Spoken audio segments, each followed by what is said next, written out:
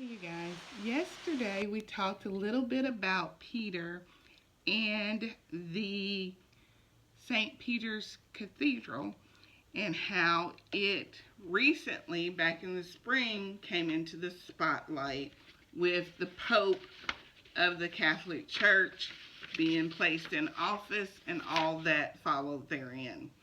Well, St. Peter's Cathedral is named after Peter the Apostle. Now, the Catholic Church considers Peter the Apostle to be the first pope. And of course, the Christian Church, Christianity, knows Peter as the first apostle. So, Peter is important. And we have heard the name Peter more lately than ever because of St. Peter's Cathedral. Now, there was an original cathedral and there is a new cathedral. Now, the original cathedral was constructed on or about the same time as Peter would have lived and perished and was martyred. So, the thought is that Peter was buried on the area of the cathedral somewhere along 64 and 67 AD, which incidentally lines up with his life. Now, 1 Peter was supposedly written around 63 and 64 AD. So therein it really lines up.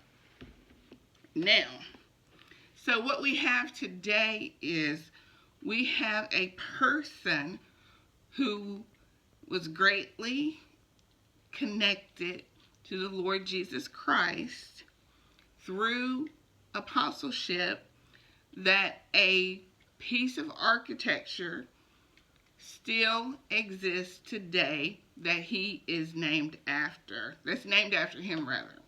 Now, the key word Rome, which is where the cathedral is used in the biblical text some 16 times. And the key word Italy is used in the biblical text at least 4 times. Now, of course, we no longer use BC and AD, but when I was growing up, we used those terms, so therefore, I use those terms.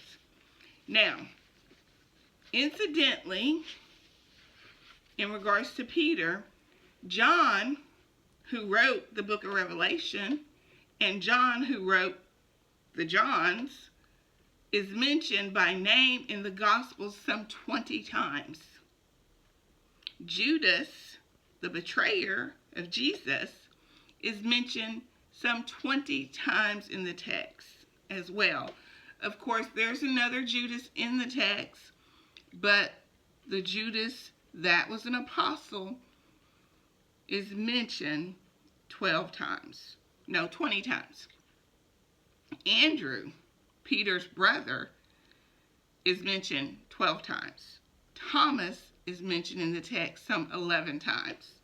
Thaddeus, Bartholomew, James, and Simon the Zealot are all mentioned less than 5 times each. But oh boy, Peter, the Apostle Peter, that we often think of as faulty, is mentioned in the text some 120 times as Simon Peter. As Simon, he's mentioned 54 times. As rock, and other words that translate to mean rock, he is mentioned 115 times. And Peter is somewhere nearby in almost all the episodes of the life of Jesus. Now we know Peter and Paul bumped heads over some hospitality issues, and we will talk about those. But one of the things that I've always found very interesting about Peter and Paul is the fact that one of them is single and one of them is married. We know that Paul is single because he tells us in 1 Corinthians chapter 7. He's doing this whole tangent on marriage and family and everything, and he just tells us that he's single. But how we know that Peter is married is because, and get this, is because Matthew, Mark, and Luke all tell the story of Jesus healing Peter's mother-in-law. Isn't that interesting? So we have Peter and Paul are two different characters, and they serve two different purposes in the text.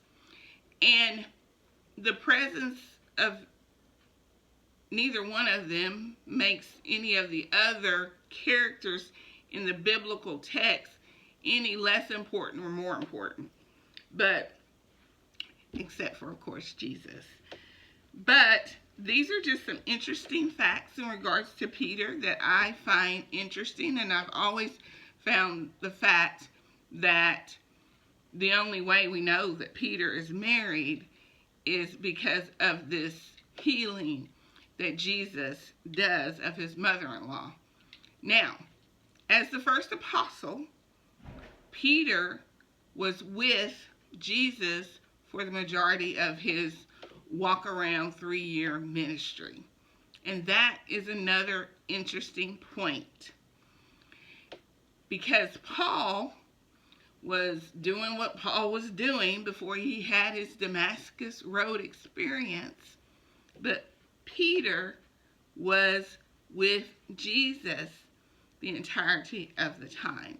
And this is something, these are all things that we need to take into consideration as we look at the life of Peter and what he has to say about dedication, conduct, Christian conduct, and apostasy. Those who choose to abandon the faith. This is Sonia signing out. I hope you have a blessed day in the Lord. Signing out for Keyword Bible Studies, the one and only Jesus.com, and the Bible Study Studio. Thank you and have a blessed day.